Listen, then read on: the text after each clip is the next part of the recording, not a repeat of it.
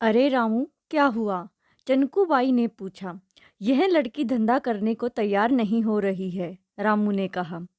रामू की बात सुनकर चनकूबाई कुछ सोचने लगी। कुछ याद आते ही वह बोली, रामू फौरन डीडू को बुलाओ। वह चुटकियों में ऐसे केस हल कर देता है। डीडी उर्फ दामोदर गांव का एक सीधा साधा नौजवान था। गांव के ऊंचे घराने की लड़की से उसे इश्क हो गया था। वह लड़की भी उसे बहुत प्यार करती थी, लेकिन उन दोनों के प्यार के बीच दौलत की दीवार थी, जिसे दामोदर तोड़ न सका। दामोदर के सामने ही उसकी प्रेमिका किसी और की हो गई। उस दिन दामोदर बहुत रोया था। उसे एहसास हो गया था कि दौलत के बिना इंसान अधूरा है। उसके पास दौलत होती तो शायद उसका प्यार नहीं बिछड़ता। अपने प्यार का घरौंदा उजड़ते देखकर दामोदर ने फैसला किया कि वह बहुत दौलत कमाएगा, चाहे यह दौलत पाप की कमाई की ही क्यों न हो। इश्क में हारा दामोदर घर में अपने माँ बाप से बगावत करके शहर में दौलत कमाने का सपना लेकर मुंबई आ गया।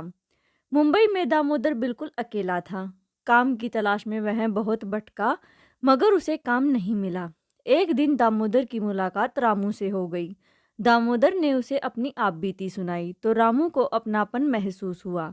वह बोला, मैं तुम्हें काम दिला सकता हूँ, पर उस काम में जोखिम बहुत है और पुलिस का डर भी है। सिर्फ पैसा चाहिए, काम चाहे कितना भी खतरनाक ही क्यों न हो।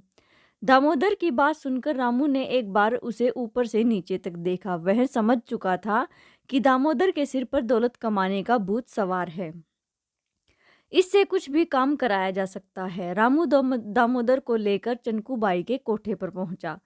चनकूबाई ने दामोदर से बात की, फिर उसे एक वैन दे दी, जिससे वह लड़कियां सप्लाई करने लग पड़ा।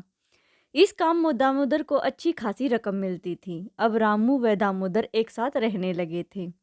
उन दोनों में गहरी दोस्ती भी हो गई थी। कुछ ही दिनों में दामोदर ने अपनी मेहनत से चनकूबाई के दिल में अच्छी खासी जगह बना ली थी। अब चनकूबाई दामोदर को डीडी के नाम से पुकारती थी। डीडी उर्फ दामोदर को चनकूबाई का संदेश मिला और वह फौरन कोठे पर पहुंचा। रामू ने लड़की के बारे में दामोदर को सब कुछ बता दिया। दामोदर दरवाजा खोलकर कमरे में आया।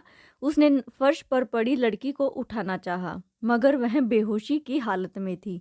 उसका जिस्म किसी गर्म भट्टी की तरह तप रहा था। बाई, इस लड़की को तो काफी तेज बुखार है, किसी डॉक्टर को दिखाना होगा, दामोदर ने कहा। इस कोठे पर कौन डॉक्टर आएगा? चनकूबाई परेशान होते हुए बोली। फिर रामू ने पूछा, ठीक है बाई, मैं इस लड़की को घर ले जाता हूँ, वहाँ किसी डॉक्टर को दिखा लूँगा। जब यह ठीक हो जाएगी तो कोठे पर ले आऊँगा, दामोदर बोला। दामोदर की बात से रामू और चनकूबाई दोनों राजी थे। दामोदर लड़की को अपने घर ले आया। उसका घर बहुत छोटा था। उसके साथ लड़की देखकर मोहल्ले वाले यह समझे कि शायद यह उसकी बीवी है। डॉक्टर ने आकर लड़की को दवाई दे दी। बुखार उतर नहीं रहा था। दामोदर पूरी रात उस लड़की के माथे पर पट्टियां रखता रहा। दामोदर की मेहनत रंग लाई। सुबह लड़की को होश आ गया। दामोदर ने उसे कुछ दवाई खाने को दी। ना नुकर के बाद लड़की ने दवा खा ली। दोपहर तक लड़की पूरी तरह से होश में आ चुकी थी। उसने अपना नाम रजनी बताया। बचपन में ही उसके पिता की मौत हो चुकी थी। रजनी की मां ने बेटी को पालने के लिए दूसरी शादी कर ली। शादी के कुछ साल बाद ही रजनी की मौत हो गई। मां की मौत के बाद से ही रजनी के सौतेले बाप ने उसे तंग करना शुरू कर दिया था। पिता से आजिज हो चुकी रजनी गांव के एक नौजवान को दिल दे बैठी। उस नौजवान ने रजनी को शहर की चमक दमक के सुनहरे सब्ज बाग दिखाए। वह रजनी को बहला फुसलाकर शहर ले आया। धोखे से कोठे पर बेच दिया था। दामोदर ने रजनी की कहानी बड़े गौर से सुनी। आज तक उसने जितनी भी लड़कियों को धंधे में उतारा था, उनमें से किसी की भी कहानी नहीं सुनी थी।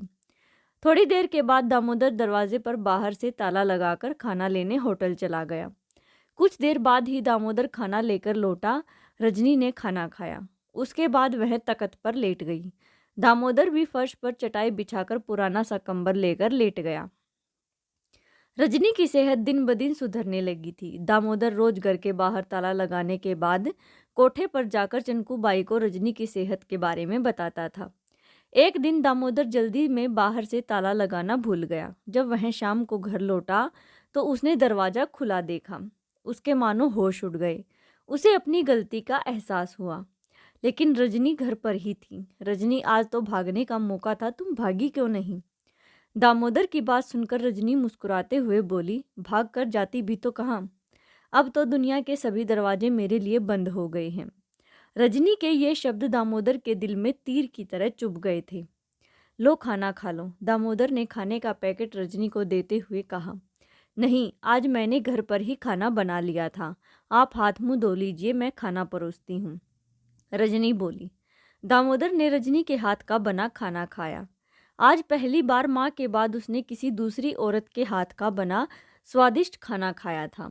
खाना खाने के बाद दामोदर पुराना कंबल लेकर जमीन पर लेट गया। रजनी भी तख्त पर लेट गई, पर उन दोनों को नींद नहीं आ रही थी। वे दोनों अपनी अपनी जगह पर करवटें बदलते रहे। सर्दी भरी रात में दामोदर ठंड से सिकुड़ता जा रहा था, लेकिन रजनी जाग रही थी। रजनी लेटे हुए ही दामोदर को देख रही थी। शायद दामोदर सो चुका था। रजनी ने अपनी रजाई उठाई और वह भी दामोदर के साथ सो गई। सुबह जब दामोदर की आंख खुली तब तक काफी देर हो चुकी थी। रजनी ने अपना सब कुछ दामोदर को सौंप दिया था। दामोदर अपनी इस गलती के लिए शर्मिंदा था। दामोदर तैयार होकर जैसे ही कोठे पर जाने के लिए निकला, सामने रामू अपने गुर्गे लेकर पहुंच गया। वह रजनी को लेने आया था, पर दामोदर ने रजनी के बीमार होने की बात कही और उनके साथ कोठे पर चला गया। अब दामोदर रजनी को कोठे पर नहीं लाना चाहता था। शायद उसे रजनी से प्यार हो गया था। दामोदर अपनी प्यार वाली बात रामू को बताई। रामू ने दामोदर को चनकूबाई के कहर का वास्ता दिया और आगे से ऐसी गलती न करने की राय भी दी। दूसरे दिन रामू जीप लेकर रजनी को लेने दामोदर की खोली में पहुंचा तो दामोदर वहां नहीं था। उसके कमरे के बाहर ताला लटका देख रामू तो समझ गया कि दामोदर रजनी को लेकर कहीं भाग गया है। जब यह खबर चनकूबाई को मिली तो वह गुस्से से तिलमिला उठी। उसने फौरन शहर में गुंडे फैला दिए ताकि दामोदर और रजनी शहर से बाहर न जाने पाए। अब सारे शहर में चनकूबाई के आदमी घूम रहे थे, पर दामोदर और रजनी का कहीं अता पता नहीं था। रामू भी कुछ आदमियों को लेकर रेलवे स्टेशन पर तलाश कर रहा था। हथियारों से लैस चनकूबाई के आदमी ट्रेन के हर डब्बे की तलाशी ले रहे थे। रामू जैसे ही डब्बे में घुसा, सामने दामोदर और रजनी को देखकर ठिठक गया था। रजनी किसी अमर बेल की तरह दामोदर से चिपकी थी। रामू को देखकर वह कांप उठी। दामोदर भी रामू की आंखों में आंखें डाले देख रहा था। उधर ट्रेन चलने के लिए हॉर्न दे रही थी। रामू, वे इस डिब्बे में हैं क्या? चनकूबाई ने के किसी आदमी ने चिल्लाकर पूछा। नहीं, इस डिब्बे में कोई नहीं है, चलो कहीं दूसरी जगह ढूंढे। रामू की यह बात सुनकर दामोदर और रजनी की जान में जान आई। रामू ट्रेन से नीचे उतर गया था। वह खिड़की के पास से गुजरते हुए बोला, जाओ मेरे दोस्त, तुम्हें नई जिंदगी मुबारक हो, तुम दोनों हमेशा खुश रहो, इस दलदल से निकलकर एक नई जिंदगी जियो। ट्रेन चल चुकी थी। दामोदर ने खिड़की से बाहर देखा। रामू जीप स्टार्ट करके चनकूबाई के आदमियों के साथ दूर जा चुका था। ऐसी ही और स्टोरीज़ के लिए प्लीज़ वीडियो को लाइक, शेयर एंड चैनल को सब्सक्राइब ज़रूर करें। Thanks for watching.